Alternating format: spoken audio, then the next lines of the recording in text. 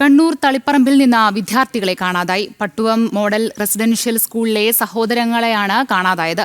കോഴിക്കോട് സ്വദേശികളായ മനുവും അനൂപും model residential സ്കൂളിൽ താമസിച്ച് പഠിക്കുകയായിരുന്നു.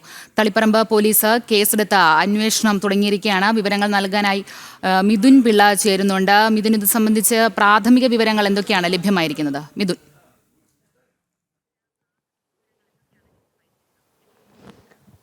അഞ്ജന, ഇന്നലെയാണ് ഈ ഒരു സംഭവം നടന്നിരിക്കുന്നത്. തളിപ്പറമ്പ് പട്ടുവം മോഡൽ റെസിഡൻഷ്യൽ സ്കൂളിൽ നിന്നാണ് സഹോദരങ്ങളായ 2 പേരെ കാണാതായിരിക്കുന്നത്.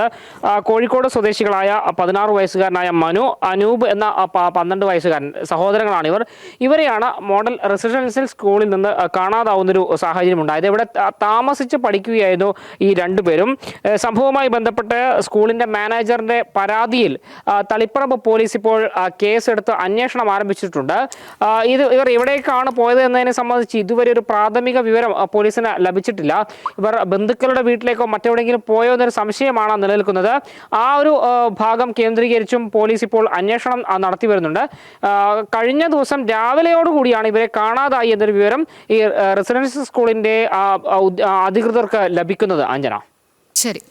കണ്ണൂർ തളിപ്പറമ്പിൽ നിന്നാണ് വിദ്യാർത്ഥികളെ കാണാതായത്. പട്ടുവം മോഡൽ റെസിഡൻഷ്യൽ സ്കൂളിലെ സഹോദരങ്ങളെയാണ് കാണാതായിരിക്കുന്നത്. കോഴിക്കോട് സ്വദേശികളായ മനുവും അനൂപുമാണ് റെസിഡൻഷ്യൽ സ്കൂളിൽ താമസിച്ച് പഠിക്കുകയായിരുന്നു. വിദ്യാർത്ഥികളെയാണ് ഇപ്പോൾ കാണാതായിരിക്കുന്നത്. ഇത് സംബന്ധിച്ചുള്ള അന്വേഷണവും ആരംഭിച്ചിട്ടുണ്ട്.